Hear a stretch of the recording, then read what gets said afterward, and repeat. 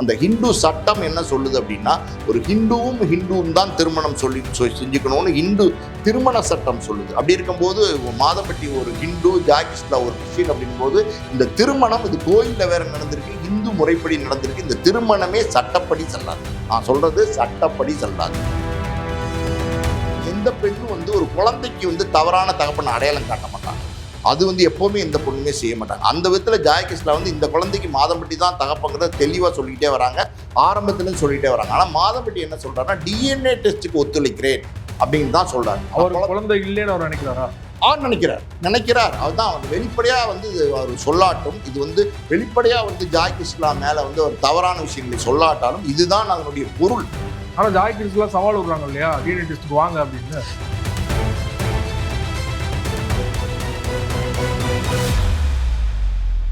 Media circle நேயர்களுக்கு வணக்கம். இன்றைக்கு நம்மோடு நேர்காணலுக்காக தயாரிப்பாளர் பாலாஜி பிரபு அவர்கள் நம்மோடு இருந்திருக்காரு. அவரோடு பேசலாம். சார் வணக்கம். வணக்கம். மாதம்பட்டி ரங்கராஜ், ஜாய் கிறிசில்டா அவங்க வழக்கு மகளிர் ஆணையம் போய் தற்போது கோர்ட்டில் நடந்துட்டு இருக்கு. இந்த சூழலில் மாதம்பட்டி ரங்கராஜ் நான் டிஎன்ஏ டெஸ்ட்டுக்கு நான் ரெடி அப்படின்னு சொல்லியிருந்தாரு. நேற்று ஜாய் கிறிஸ்ல ஒரு போஸ்ட் போட்டிருக்காங்க, டிஎன்ஏ டெஸ்ட்டுக்கு நீங்க ரெடின்னு ஒரு அறிக்கை விட்டீங்க, ஆனால் பார்த்தீங்கன்னா அதுக்கப்புறம் எங்கே ஓடி ஒழிஞ்சிருக்கீங்க, சவால் விடுறேன், டிஎன்ஏ டெஸ்ட்டுக்கு வாங்க அப்படின்னு கூப்பிட்றாங்க இல்லையா, என்ன சார் நடக்குது? சிந்துபாத் கதை மாதிரி போயிட்டு இருக்கு இந்த மாதம்பட்டி ரங்கராஜ் ஜாய்கிஸ்லா கதை. சார் இது எப்படின்னா, ரெண்டு பேருமே குற்றவாளிகள் சார், அதில் எந்த மாற்று கருத்தும் கிடையாது. மாதம்பட்டி ரங்கராஜ் அயோக்கியன், அதில் எந்த மாற்றம் கிடையாது. ஜாய்கிஸ்லாவையும் நம்ம சொல்ல முடியாது. அதாவது ஜாய்கிஸ்லா எல்லாமே தெரிஞ்சு, மாதம்பட்டி ஏற்கனவே திருமணமானவர், ஏற்கனவே மனைவி இருக்கு, குழந்தைங்க இருக்கு, எல்லாமே தெரிஞ்சு மறுபடியும் பார்த்தீங்கன்னா மாதம்பட்டி திருமணம் பண்ணியிருக்காங்க, ரெண்டாவது திருமணம் பண்ணியிருக்காங்க. ஸோ இந்த ரெண்டாவது திருமணம் பண்றதுக்கு முன்னாடியே பார்த்தீங்கன்னா மாதம்பட்டியும் ஜாய்கிஸ்லாவும் சேர்ந்து இருந்திருக்கிறாங்க. ஒரு வீட்டுக்குள்ள ரெண்டு பேரும் சேர்ந்து இருந்திருக்கிறாங்க, கணவன் மனைவி மாறி இருந்திருக்கிறாங்க. அப்படி இருக்கிற காலகட்டத்தில் பார்த்தீங்கன்னா ஜாய்கிஸ்லா முதல் கணவர் இருக்கார் இல்லையா, ஃபெட்ரிக்னு, அதை பொன்மகள் வந்தால் அந்த படத்தினுடைய இயக்குனர், அவருக்கும் ஜாய்கிஸ்லாவுக்கும் விவாகரத்து ஆகாம தான் இருந்திருக்கு. மாதம்பட்டியோட சேர்ந்து இருந்த காலகட்டங்களில் மாதம்பட்டி சொல்லியிருக்கிறாரு, உன்னுடைய புருஷனை நீ விவகாரத்து பண்ணிரு, ஏன் நான் உன்னை பார்த்துக்க மாட்டேனா அப்படின்னும் போது இவங்க சொல்லியிருக்காங்க ஜாய்கிஸ்லா. அவங்க என்ன சொல்லியிருக்காங்கன்னா, என்னுடைய குழந்தை வேற இருக்கு, ஏன்னா முதல் புருஷனுக்கு ஒரு குழந்தை வேற இருக்கு, ஸோ நான் யோசிக்க வேண்டியிருக்கு அப்படின்னு சொல்லியிருக்காங்க.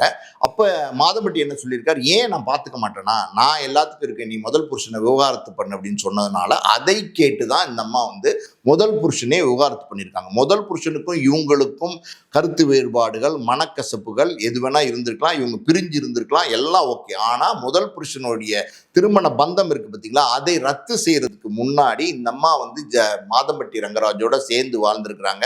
அது சரியா தவறா? இன்னைக்கு ஒரு திருமணமான ஆண் யாரோட வேணாலும் சேர்ந்து வாழலாம், ஒரு திருமணமான பெண் யாரோடு வேணாலும் சேர்ந்து வாழலாம், அந்த மாதிரி சட்டங்கள்லாம் வந்துருச்சு.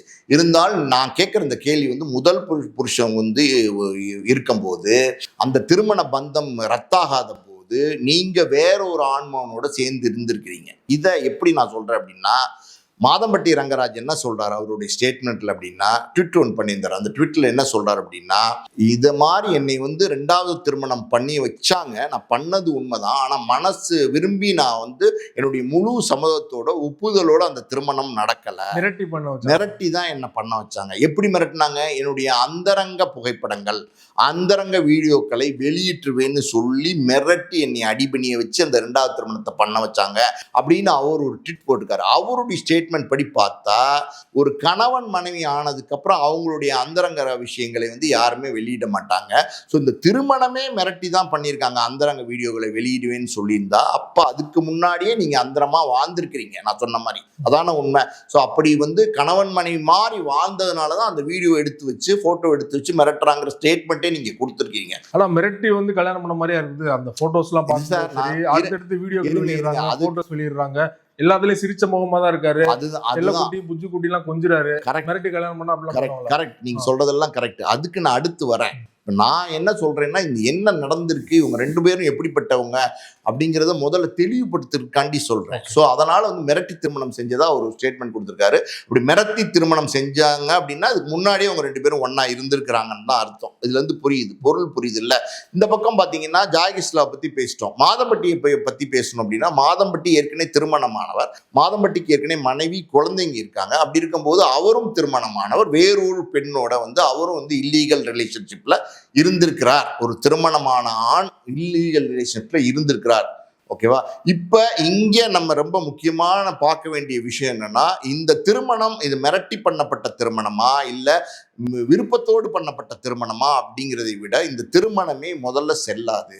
ஏன் செல்லாது அப்படின்னா, மாதம்பட்டி வந்து ஒரு ஹிந்து, ஜாய் கிஸ்லா வந்து ஒரு கிறிஸ்டின்.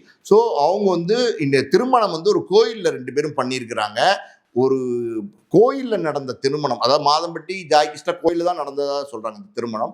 2 பேரும் ஹிந்து முறைப்படி தான் இந்த திருமணத்தை பண்ணியிருக்கிறாங்க. இது வந்து நம்ம காதல் திருமணத்தை வந்து எதிர்ப்போ காட்டவோ, இல்லை வந்து மதம் மாறி திருமணத்தை எதிர்ப்பா காட்டவோ, இல்லை வேறு ஜாதிகள்ல கலப்பு திருமணம் பண்றதுக்கு நம்ம எதிர்ப்போ இந்த இடத்துல நம்ம தெரிவிக்கல. அதுக்கு ஆதரிச்சு தான் நம்ம வந்து கருத்து சொல்றோம். ஆனால் நம்ம கருத்து மறுபடியும் சொல்றேன், நம்ம இந்த மாதிரி வந்து திருமணங்களுக்கு நம்ம வந்து எதிர்ப்பு தெரிவிக்கல. கலப்பு திருமணங்களுக்கு ஆதரவு தான் நம்ம காட்டுறோம். ஆனால் இந்து சட்டம்னு ஒன்று இருக்கு. அந்த ஹிந்து சட்டம் என்ன சொல்லுது அப்படின்னா, ஒரு ஹிந்துவும் தான் திருமணம் செஞ்சுக்கணும்னு ஹிந்து திருமண சட்டம் சொல்லுது. அப்படி இருக்கும்போது மாதம்பட்டி ஒரு ஹிந்து, ஜாய் கிஸ்லா ஒரு கிறிஸ்டின் அப்படிங்கும்போது இந்த திருமணம் இது கோயில்ல வேற நடந்திருக்கு, ஹிந்து முறைப்படி நடந்திருக்கு. இந்த திருமணமே சட்டப்படி செல்லாது. நான் சொல்றது சட்டப்படி செல்லாது. இன்னொரு பக்கம் பார்த்தீங்கன்னா, இந்த அம்மா வந்து டைவர்ஸ் வாங்கிட்டாங்க மாதம்பட்டியோட பேச்சை கேட்டு.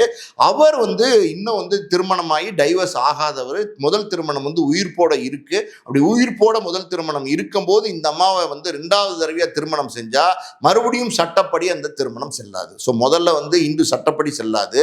2வது வந்து ஒரு முதல் திருமணம் விவகாரத்து ஆகாம இன்னொரு பெண்ணை திருமணம் செஞ்சா அங்கேயும் வந்து திருமணம் செல்லாது. முதல் கணவர் வந்து திருமணம் ஆனவரா, குழந்தை குட்டியோட இருக்காரா இல்லையா இதெல்லாம் வந்து எனக்கு தெரியாது, என்கிட்ட மறைச்சிட்டாரு அப்படின்னு வந்து ஜாய் கிஸ்லா எந்த சூழ்நிலையுமே அப்படி ஒரு ஸ்டேட்மெண்ட்டை கொடுக்க முடியாது.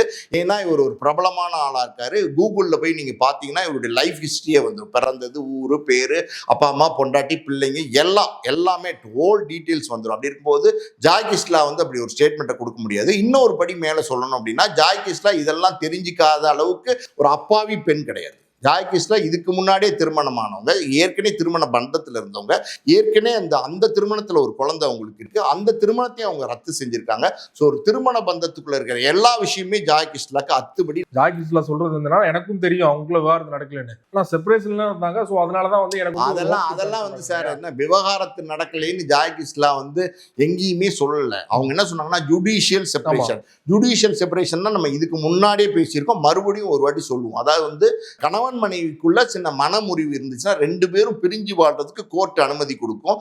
ஆனா அவங்க வந்து திருமணமான தம்பதிகளா தான் இருப்பாங்க, கணவன் மனைவியில தான் இருப்பாங்க. அதாவது மேரேஜ் ஸ்டேட்டஸ் என்ன அப்படின்னா கணவன் மனைவியா தான் இருக்குமே தவிர அவங்களுக்கு விவகாரத்து ஆகலைங்கிறது தான் ஜுடிஷியல் செப்பரேஷன். ஆனா கணவன் மனைவி பிரிஞ்சிருப்பாங்க. இதுதான் ஜுடிஷியல் செப்பரேஷன். இது வந்து ஜாய் கிஸ்லாக்கு தெரியாதா? இதுவும் ஜாய் கிஸ்லாக்கு தெரியும். புரியுதா உங்களுக்கு? இப்ப நீங்க கேட்ட கேள்வி, அதாவது வந்து மிரட்டி திருமணம் செஞ்சிருப்பாங்களா? அப்படி ஒரு மாதம்பட்டி கொடுக்குற ஸ்டேட்மெண்ட் சரியான ஸ்டேட்மெண்ட்? மாதம்பட்டி வந்து எல்லா இடத்துலையும் பொண்டாட்டின்னு கொஞ்சுறாரு, செல்லக்குட்டிங்கிறாரு, புஜ்ஜு குட்டிங்கிறாரு, கல்யாண புகைப்படத்துல 2 பேரும் சிரிச்சுக்கிட்டு நிக்கிறாங்க. இதெல்லாம் நீங்க கேட்கிற கேள்வி ரொம்ப சரியான கேள்வி. மாதம்பட்டி இப்படி ஒரு ஸ்டேட்மெண்ட் கொடுக்குறாரு இல்லையா, அந்த ஸ்டேட்மெண்ட் பொய்யான ஸ்டேட்மெண்ட். மிரட்டி திருமணம் செஞ்சாங்க அப்படிங்கிறது பொய்யான ஸ்டேட்மெண்ட். அவர் அந்த ஜாய் கிஸ்லாங்கிற பெண்ணோட விருப்பப்பட்டு 2 பேருமே அடல்ட், சரிங்க, 2 பேருமே ஒருத்தருக்கு ஒருத்தர் சம்மதப்பட்டு 2 பேருமே விருப்பப்பட்டு தான் அந்த வாழ்க்கையை வாழ்ந்திருக்கிறாங்க. அப்படி இருக்கும்போது ஜாய் கிஸ்லா இன்னைக்கு வந்து விட்டுட்டு போயிட்டார் அப்படின்னும் போது அது எப்படி சொல்றது, என்னதான் இருந்தாலும் பலவீனம் பெண்ணுக்கு தான். சயின்டிஃபிக்கா பார்த்தீங்கன்னா ஆணுக்கு பிரச்சனை கிடையாது. இப்போ இந்த குழந்தையை சுமந்தது, இந்த குழந்தையை பெத்தெடுத்தது எல்லாமே வந்து ஜாய் கிஸ்லா தான், மாதம்பட்டி கிடையாது. மாதம்பட்டி ஏதாவது பண்ணாரா? வயிற்றுல குழந்தை சுமந்தாரா? பெத்தெடுத்தாரா? எதுவுமே கிடையாது. ஏன்னா சயின்ஸ் அப்படிதான் இருக்கு. நம்ம வந்து ஒரு ஆண் அப்படிதான் இருக்கான். அப்படி இருக்கும்போது ஒரு பெண்ணு தான் வந்து ரொம்ப சுதார்ப்பா இருக்கணும், பெண்ணு தான் கவனமா இருக்கணும். இது ரொம்ப ரொம்ப முக்கியமான விஷயம் தெரியுமா? ஆல்ரெடி ஒரு திருமணம் நடந்து அந்த திருமணம் கசப்புல போய் முடிஞ்சு அதுல விவகாரத்தாயி பல பிரச்சனைகள் சிக்கலை சந்திச்ச ஒரு பெண்மணி 2வது ஒரு வாழ்க்கையை தேர்ந்தெடுக்கும் போது அப்ப எவ்வளவு கவனமா இருக்கணும். படிச்ச ஒரு பெண்மணி, ஃபேஷன் டிசைனா இருக்கிற ஒரு பெண்மணி, பல லட்சங்கள்ல மாசம் சம்பாதிக்கக்கூடிய ஒரு பெண்மணி, சொசைட்டில உயர்ந்த அந்தஸ்துல இருக்கிற ஒரு பெண்மணி, அவங்க 2வது ஒரு கணவனை தேர்ந்தெடுக்கிறாங்க அப்படின் போது அங்க எவ்வளவு கவனம் செலுத்தணும். அந்த கவனம் வந்து ஜாய் கிஸ்லா செலுத்தினாங்களா? மேம்போக்கா வந்து திருமணம் செஞ்சாங்க. அப்ப ஜாய் கிஸ்லாவுடைய நோக்கம் என்னவா இருக்கு? இருக்கு, மாதம்பட்டியோட பணமா அப்படிங்கிற கேள்விகள் எழத்தான் செய்யுது. அதுல மாட்டுக்கருத்தே கிடையாது. அதே மாதிரி பாத்தீங்கன்னா மிரட்டி திருமணம் செஞ்சாங்க அப்படிங்கிற மாதம்பட்டியோட ஸ்டேட்மெண்ட் இருக்கு பாத்தீங்களா, அதையுமே நம்ம 1% கூட ஏத்துக்க முடியாது. எப்படி மிரட்டி திருமணம் செஞ்சிருப்பாங்க? மிரட்டி எல்லாம் திருமணம் செஞ்சிருக்க வாய்ப்பே கிடையாது. இவர் விருப்பப்பட்டு தான் அந்த திருமணத்தை பண்ணியிருக்காரு. இன்னும் ஒரு படி பண்ண சொல்ல போனா, ஜாய் கிஸ்லாவோட மோசமான ஆளு மாதம்பட்டி. நான் எதை வச்சு சொல்றேன் அப்படின்னா, ஒரு பெண்ணோடு வாழ்ந்து அந்த ஒரு குழந்தையும் கொடுத்துருக்கிற அந்த அளவுக்கு வந்து அந்த பெண்ணோட மனசை நீ கலைச்சிருக்க. எவ்வளவு பெரிய தப்பு. அதாவது அவங்க வந்து ஒரு கணவன்கிட்ட இருந்து பிரிஞ்சவங்களா இருக்கட்டும், யாரா வேணா இருந்துட்டு போறாங்களே, அவங்களுக்கு வீட்டுக்குள்ள நீங்க பூந்து அந்த பெண்ணோட மனசை கலைச்சு முதல் பிரச்சனை விவகாரத்தை பண்ண வச்சு, நான் உன்னை திருமணம் செஞ்சுக்கிறேன்னு உத்தரவாதம் கொடுத்து வாக்கு கொடுத்து திருமணம் செஞ்சு வாழ்ந்து ஒரு குழந்தையும் அவங்க உண்டாயிருக்கிறாங்க. இப்போ வந்து நீங்க வந்து இப்போ வந்து எப்படி என்னன்னா, நீங்க வந்து மிரட்டினாங்க அப்படிங்கிறீங்க. இதெல்லாம் ஏற்றுக்கொள்ளவே முடியாது. எல்லாமே இவங்க வாழ்ந்தாங்கிறது சாட்சி இருக்கு சார். ஒரு வீட்டில் இருந்திருக்கிறாங்க, அங்கதான் மாதம்பட்டியோட அவார்ட்ஸ் எல்லாம் இருக்கு. 2 பேரும் சேர்ந்து அவார்ட் ஃபங்க்ஷன்ல இருந்து பல பொதுவெளியான நிகழ்ச்சிகளுக்கு போயிருக்கிறாங்க. 2 பேரும் சேர்ந்து பர்த்டே பார்ட்டி மாதிரி இடங்கள்ல கொண்டாடி இருக்கிறாங்க. 2 பேரும் நீங்க சொன்ன மாதிரி புஜ்ஜுக்குட்டி செல்லக்குட்டி இப்படி எல்லாம் கொஞ்சி இருக்கிறாங்க. அப்படிதான் உங்களுக்கு அன்னைக்கு வந்து மாதம்பட்டிக்கு ஜாய் கிஸ்லா புஜ்ஜுக்குட்டியாவும் செல்லங்குட்டியாவும் தெரிஞ்சிச்சு. இன்னைக்கு வந்து அவருக்கு என்ன நெருக்கடி? ஒருவேளை முதல் மனைவி மூலமா அந்த குடும்பத்தின் மூலமா ஏதாவது பிரச்சனையா, இல்ல இவரே வேணாம்னு நினைக்கிறாரா, வேற ஏதாவது காரணங்கள் இருக்கா அப்படிங்கிறது நமக்கு தெரியாது. ஆனா 2 பேருமே தவறானவர்கள். 2 பேருமே எல்லாம் தெரிஞ்சுதான் இந்த உறவுக்குள்ள இருந்திருக்கிறாங்க. 2 பேருமே இன்னைக்கு வந்து பொது வெளியில வந்ததுக்கு அப்புறம் உண்மையில நான் சேர வாரி அடிக்கிறேன் அப்படின்னு இவங்களும், உண்மையில நான் சாணி அடிக்கிறேன் அப்படின்னு அவரும் அடிச்சிட்டு இருக்காங்களே தவிர, இதுதான் உண்மை. இந்த உண்மையை மார்க்கவே முடியாது. இதுதான் நடந்துட்டு. மகளிர் ஆணையத்துல 2 பேருமே ஆஜரானாங்க. மகளிர் ஆணையமே அவங்களோட ரிப்போர்ட் வந்து என்ன சொல்லியிருக்காங்கன்னா, அவங்களுக்கு வந்து ஒரு அரெஸ்ட் பண்ற பவர்லாம் கிடையாது. ஆனா அடுத்த கட்ட விசாரணைக்கு இவர் மீது நடவடிக்கை எடுக்கணும் அப்படின்னு சொல்லிட்டு அவங்க ரிப்போர்ட்ல சொல்லியிருக்காங்க. மாதம்பட்டி அதுக்கு மறுப்பு தெரிவிச்சிருக்காரு. அடுத்த கட்டமா அது எப்படி போகும்னு நினைக்கிறீங்க? டிஎன்ஏ டெஸ்ட்லாம் எடுப்பாங்களா? அதுதான் அங்கதான் இந்த மகளிர் ஆணையத்துல வந்து ஆஜராயிருக்காரு. 2வது வந்து பாத்தீங்கன்னா மகளிர் காவல் நிலையம் 1000 விளக்கு அங்கேயும் ஆஜராயிருக்காரு. மகளிர் ஆணையத்தில் ஆஜராகும் போது மாதம்பட்டி அவங்க மனைவி சுதியோட போய் ஆஜராயிருக்காரு. ஸோ இங்க இவர் சொல்ற ஸ்டேட்மெண்ட் என்னன்னா, நான் வந்து ஜாய் கிஸ்லாவோட வாழ்ந்தது உண்மைதான், ஜாய் கிஸ்லாவோட திருமணம் செஞ்சுக்கிட்டது உண்மைதான், ஆனா மிரட்டி திருமணம் செஞ்சாங்க, நான் முழு மனசோட திருமணம் பண்ணல அப்படிங்கிறத சொல்லியிருக்காரு. அதை வந்து அவர் ஒத்துக்கிட்டார். அது வந்து அவர் மறுக்கல. அங்க மகளிர் ஆணையத்திலையும் மறுக்கல, மகளிர் காவல் நிலையத்திலையும் மறுக்கல. இந்த ஸ்டேட்மெண்ட் அவர் ஒத்துக்கிட்டார். ஆனா மகளிர் எப்படி சொல்றது, ஆணையத்தில் என்ன சொல்றாங்கன்னா, இந்த குழந்தைக்கு தகப்பன் நான் தாங்கிறத மாதம்பட்டி ஒத்துக்கிட்டதா அவங்க சொல்றாங்க. ஸோ மாதம்பட்டி ஒரு குற்றம் செஞ்சவர் தான் அப்படிங்கிறதுனால இவர் மேல நடவடிக்கை எடுங்க அப்படின்னு சொல்லி பரிந்துரை பண்ணியிருக்காங்க. இவங்க நீங்க சொன்ன மாதிரி இவங்க கைது பண்ண முடியாது, நீதிமன்றத்துக்கு பரிந்துரை பண்ணுவாங்க. அப்படி நீதிமன்றத்துக்கு பரிந்துரை பண்ணியிருக்காங்கன்னு சொல்றாங்க. மாதம்பட்டி அவருடைய ட்விட்ல அவர் என்ன சொல்றாருன்னா, இதுக்கப்புறம் இது வெளியே வந்ததுக்கு அப்புறம் என்ன சொல்றாருன்னா, நான் வந்து எந்த இடத்துலையுமே வந்து என்னோட அந்த குழந்தைக்கு தகப்பன் நான் வந்து சொல்லவே இல்லை. நான் சொன்னது வந்துன்னா டிஎன்ஏ டெஸ்ட் எடுக்கிறதுக்கு நான் தயாரா இருக்கேன், என்னை கூப்பிட்டா நான் டிஎன்ஏ டெஸ்ட்டுக்கு ஒத்துழைக்கிறேன் அப்படின்னு தான் சொல்லியிருக்கேன் அப்படின்னு தான் அவர் சொல்றாரு. ஸோ இந்த ஸ்டேட்மெண்ட் வந்து ரொம்ப முரண்பாடான ஸ்டேட்மெண்டா இருக்கு. மகளிர் ஆணையத்துக்குள்ள என்ன நடந்துச்சுன்னு நமக்கு தெரியாது. மகளிர் ஆணையத்துக்குள்ள நடந்தது பொதுவாக இந்த மாதிரி முக்கியமான வழக்குகள் இப்போ இருக்கிற சிச்சுவேஷன்ல 2025 எல்லாம் இதெல்லாம் வந்து வீடியோவா பதிவு பண்றாங்க. பல வழக்குகள் முக்கியமான சாட்சிகள் அவங்க அந்த இடத்துல சாட்சி சொல்லிட்டு பிறல் சாட்சியா மாறிடுவாங்க, கோர்ட்ல போய் வேற சொல்லிடுவாங்கிறதுனால வீடியோவா பதிவு பண்றாங்க. ஸோ இந்த இடத்துல மகளிர் ஆணையத்தில் இது வீடியோவா பதிவு பண்ணாங்களா, பதிவு பண்ணப்பட்டிருக்கா, இது வீடியோ ஆதாரங்கள் இருக்கா, இல்லை பதிவு படலைன்னா ஏன் பதிவு பண்ணல, இந்த மாதிரி கேள்விகளுக்கு இப்போ நம்ம பதில் சொல்ல முடியாது. குருட்டாம்போக்கில் பதில் சொல்ற மாதிரி இருக்கும். ஸோ இதை நம்ம தவிர்த்துட்டு மாதம்பட்டி வந்து இந்த டிஎன்ஏ டெஸ்ட்டுக்கு நான் ஒத்துழைக்கிறேன் அப்படின்றத சொல்லியிருக்கேங்கிறத அவர் ஒத்துக்கிறார். மாதம்பட்டியை ஒத்துக்கிறார். அப்ப அவர் என்ன சொல்ல வர்றாருன்னா, மறைமுகமா அவர் வந்து டீஃப்ரேம் பண்றார் ஜாய் கிஸ்லாவோட கேரக்டரை. அதாவது ஒரு திருமணம் ஆயிருக்குன்றதை ஒத்துக்கிறாரு. மிரட்டி திருமணம் பண்ணப்பட்ட திருமணமோ இல்லை மிரட்டாம திருமணம் செஞ்ச திருமணமோ சம்மதத்தோட நடந்தது எது வேணா எப்படி வேணா இருக்கு சார். 2 பேரும் திருமணம் ஆனதுக்கு அப்புறம் சட்டப்படி செல்லாட்டா கூட நீங்க வந்து ஒரு வீட்டுக்குள்ள உளவியலா வந்து நீங்க 2 பேரும் கணவன் மனைவியா வாழ்ந்திருக்கிறீங்கன்னும் போது, அந்த திருமணத்துல ஒரு குழந்தை உண்டாயிருக்கணும் போது அந்த குழந்தைக்கு தகப்பன் வந்து ஜாய் கிஸ்லா சொல்றாங்க. இந்த இடத்துல முக்கியமான ஒரு விஷயம் என்னன்னா, எந்த பெண்ணும் வந்து ஒரு குழந்தைக்கு வந்து தவறான தகப்பன் அடையாளம் காட்ட மாட்டாங்க. அது வந்து எப்பவுமே எந்த பொண்ணுமே செய்ய மாட்டாங்க. அந்த விதத்துல ஜாய் கிஸ்லா வந்து இந்த குழந்தைக்கு மாதம்பட்டி தான் தகப்பங்கிறத தெளிவா சொல்லிக்கிட்டே வராங்க, ஆரம்பத்துல சொல்லிட்டே வராங்க. ஆனா மாதம்பட்டி என்ன சொல்றாருன்னா, டிஎன்ஏ டெஸ்ட்டுக்கு ஒத்துழைக்கிறேன் அப்படின்னு தான் சொல்றாரு. அவர் குழந்தை இல்லைன்னு அவர் நினைக்கிறாரா? நினைக்கிறார். அதுதான் வந்து வெளிப்படையா வந்து அவர் சொல்லாட்டும், இது வந்து வெளிப்படையா வந்து ஜாய் கிஸ்லா மேல வந்து ஒரு தவறான விஷயங்களை சொல்லாட்டாலும் இதுதான் அதனுடைய பொருள். அவர் குழந்தை இல்லைன்னு அவர் நினைக்கிறார். சரியான கேள்வி. அதனாலதான் அவர் வந்து டிஎன்ஏ டெஸ்ட்டுக்கு நான் ஒத்துழைக்கிறேன்னு சொல்லியிருக்கார். டிஎன்ஏ டெஸ்ட்ல இந்த குழந்தை என்னோடு தான் அப்படின்னு நிரூபணமானால், நிரூபிக்கப்பட்டால், அதாவது வந்து அறிவியல் பூர்வமா நிரூபிக்கப்பட்டால், சயின்டிபிக்கா நிரூபிக்கப்பட்டால், பயாலஜிக்கல் ஃபாதர் நான் தான் நிரூபிக்கப்பட்டால், அந்த குழந்தைக்கு நான் எல்லாம் செய்யறேங்கிறார். அப்ப கூட வந்து ஜாய் கிருஷ்ணா மனைவி ஏத்துக்கலன்னு சொல்ல, அந்த குழந்தைக்கு நான் எல்லாம் செய்யறேங்கிறார். அப்ப அந்த குழந்தை அவரோட தான் அப்படிங்கிறது மாதம்பட்டிக்கே சந்தேகம் இருக்கு. ஆனா ஜாய் கிறிஸ்லாம் சவால் விடுறாங்க இல்லையா, டிஎன்ஏ டெஸ்ட்டுக்கு வாங்க அப்படின்னு. இதெல்லாம் வந்து எப்படின்னா, இதெல்லாம் கொலாயடி சந்தை கிடையாது சார். இதெல்லாம் வந்து சட்டம் வந்து என்ன சொல்லுதோ அதுதான் நம்ம செய்ய முடியும். இது வந்து திடீர்னு வந்து கொலாயடியில் நடக்கிற சண்டை மாதிரி போய் டப்பு டப்புன்னு குடத்தை வெடிச்சு சண்டை போடுற மேட்டரே கிடையாது. இது வந்து எல்லாமே கோர்ட் மூலமா சட்டப்படி தான் இதை வந்து எல்லாமே செய்ய முடியும். இந்த டிஎன்ஏ டெஸ்ட்க்கு நீ ரெடியா நான் ரெடி அப்படின்லாம் கூப்பிட்ற அந்த சவால் விடுற வேலையெல்லாம் இங்கே நடக்கவே நடக்காது. ஜாகிஸ்லாம் வந்தாலும் நடக்காது, யாராக இருந்தாலும் நடக்காது. சட்டப்படி வந்து இந்த டிஎன்ஏ டெஸ்ட்டுக்கு மாதம்பட்டி ஒத்துழைக்கிறேன்னு சொல்லிட்டார்.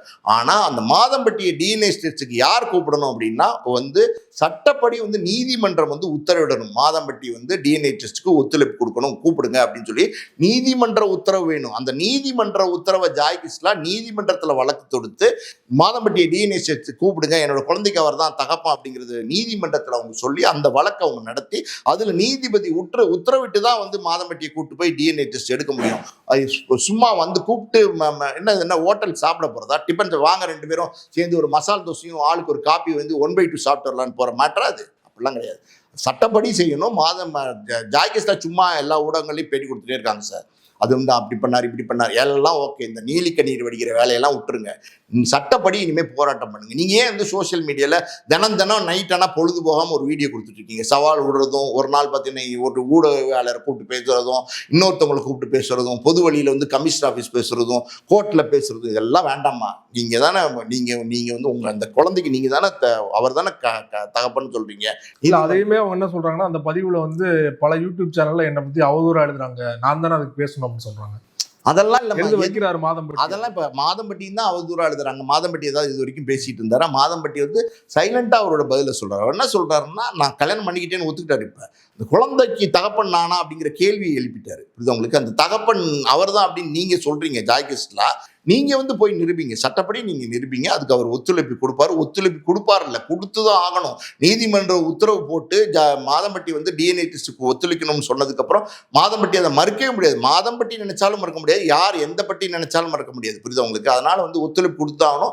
சட்டப்படி நிரூபிக்கப்பட்டு அந்த குழந்தைக்கு தகப்பன் நான் எல்லாம் செய்யறேன்னு அவர் சொல்லிட்டாரு. நீங்க சட்டப்படி அந்த போராட்டத்தை பண்ணுங்கம்மா. சும்மா அது இதுன்னு பண்ணிட்டு இருக்காதீங்க. இந்த பக்கம் சார் 2 பேருமே தப்பானவங்க சார். நம்ம யாருக்குமே வந்து நம்ம ஆறுதல் சொல்ல முடியாது. முதல்ல வந்து நம்ம மாதம்பட்டி நல்லவரா இருப்பாரோங்கிற எண்ணங்கள் இருந்துச்சு.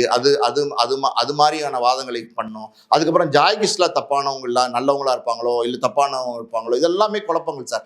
ஒரு தனி அறைக்குள்ள ஒரு கணவன் மனைவி மாதிரி ஒரு வாழ்க்கையை வாழ்ந்த அவங்க 2 பேருக்கும் தான் எது உண்மை எது பொய்ங்கிறது தெரியுமே தவிர, இது மாதிரி வந்து சேனல்ஸ்ல உட்காந்தோ இல்ல மேடைகள் ஏறி விவாதம் பண்ற நமக்கு எதுவுமே தெரியாது. புரியுது உங்களுக்கு? அதனால இந்த உண்மைகளை வெளிக்கொண்டு வரணும் அப்படின்னா சட்ட போராட்டம் தான் நடத்தணும். அந்த சட்ட போராட்டம் நடத்தி தான் அந்த குழந்தைக்கு இனிஷியல் யாருன்னு தெரியணும். ஆனா இங்க வந்து 2 பேரும் பச்சை கிரிமினல்ஸ். அதை ஒரு பச்சை குழந்தைய வச்சுக்கிட்டு 2 பேர் வந்து ஆடுற டிராமா. அந்த அம்மா ஒரு பக்கம் பேசுறது, அவர் ஒரு பக்கம் ட்விட்டு போடுறது, கேவலத்தின் உச்சம். இதை அரங்கேற்றாதீர்கள். 2 பேருக்குமே உண்மை தெரியும். 2 பேருக்கும் உண்மை தெரியும். அப்படின்னும் போது உண்மையை வந்து ஒத்துக்கிட்டு அந்த குழந்தைய வந்து என்ன சார் செய்யுது? இன்னைக்கு அந்த குழந்தை பிறந்த குழந்தை 30 நாள் மேல ஆச்சு. அது தகப்பன் பேர் யார் இல்லைங்கிற டிபேட் வந்து நீங்களும் நானும் உட்காந்து பண்ணிட்டு இருக்கோம். இது எல்லாருமே அதை வந்து டிபேட் பண்ணிட்டு இருக்காங்க. அதாவது ஜாய் கிருஷ்ணாவுடைய குழந்தைக்கு யார் தகப்பன் அப்படிங்கிற டிபேட் தேவையா? அந்த குழந்தை என்ன செஞ்சிச்சு? நீங்க 2 பேரும் தப்பு செஞ்சீங்க. அந்த குழந்தைக்கு ஏன் தண்டனை கொடுக்குறீங்க? இதெல்லாம் ரொம்ப தப்பு. மாதம்பட்டியின் பேர் இருக்கு பார்த்தீங்களா, மாதம்பட்டி ரங்கராஜன் பேசுறோம்ல, முதல்ல அந்த மாதம்பட்டியை கட் பண்ணி எடுக்கணும். அது ஒரு ஊர் பேருங்க. அந்த ஊரை வந்து சந்திச்சிருக்க வச்சுட்டாரு. கேவலப்படுத்துற மாதம்பட்டின்னு ஒரு அந்த பக்கம் கோயம்புத்தூர் பக்கம் இருக்கிற ஒரு நல்ல ஊரு, அந்த ஊர் பேரையும் சேர்த்து வச்சுக்கிட்டு கேவலப்படுத்திட்டு இருக்காரு. முதல்ல வந்து கோர்ட் போடணும், பொதுநல வழக்கு. யாராவது வந்து மாதம்பட்டி ரங்கராஜன் அவர் பேர்ல பயன்படுத்தக்கூடாது, மாதம்பட்டியை நீக்குங்க, என்ன ஒரு ஆளா அப்படின்னு கேஸ் போடணும். எல்லாம் 2 பேருமே வந்து இவரால தானே ஒரு அடையாளம் கிடைச்சது. அதான் அந்த அடையாளம் தப்பான அடையாளமா இருந்தா 10 பேரை கொண்டு வந்து ஆட்டோ சங்கர் ஒரு அடையாளமா, ஆட்டோ சங்கர் ஒரு முன்னுதாரணமா? என்ன சார் சொல்றீங்க நீங்க? நல்லா செஃப்பா இருக்கும்போது மாதம்பட்டி, ஆமா நீங்க அது இருந்துச்சு, இல்லைன்னு சொல்லல. ஆனா இன்னைக்கு வந்து அது தப்பா இருக்குல்ல. நீங்க அந்த ஊரை பேர் சேர்த்து தானே பேச வேண்டியிருக்கு. இப்போ ரங்கராஜன் சொல்லி பேசினா இருக்கா தெரியுமா? மாதம்பட்டி ரங்கராஜன் சொன்னா தானே எல்லாருக்கும் தெரியும். அப்படி இருக்கும்போது அந்த ஊரை வந்து தவறா வந்து பண்ற மாதிரி, அந்த ஊர்ல உள்ள எல்லாருமே தப்பான மாதிரி. ஒரு விஷயம் தெரிஞ்சுங்க, இதெல்லாம் ஆகு பேர் சார். அது அதாவது இந்திரா காந்தி மரண செய்தியை கேட்டு ஊரே அழுதது. ஊரா அழுகுது. ஊர்ல இருக்கிற மக்கள் அழுதாங்கன்னு தான் அதனுடைய பொருள். இது ஆகு பேர், இது புரியுது உங்களுக்கு? அது மாதிரி மாதம்பட்டி ரங்கராஜ்னா அந்த ஊரையும் சேர்த்து கேவலப்படுத்துற மாதிரி இருக்கு. இது மாதம்பட்டி ரங்கராஜுங்கிறது முதல்ல கட் பண்ணி ரங்கராஜன் போடணும் முதல்ல. இவங்க என்ன ஜாய் கிஸ்லா, இதெல்லாம் தப்பு. இவங்க 2 பேரும் போடுற நாடகம். இதுக்கு கூடிய சீக்கிரம் வந்து சட்டப்படியான முடிவு வரும். அந்த முடிவு வரும்போது மக்களுக்கு எல்லாமே உண்மை என்னன்னு தெரிய வரும். இந்த வாரம் அடுத்த கட்டம் எப்படி போகுதுன்னு பொறுத்துன்னு பார்க்கலாம். நேரத்தை ஒதுக்கி பல்வேறு தகவல்களோட பகிர்ந்து கொண்டீங்க. மிக்க நன்றி.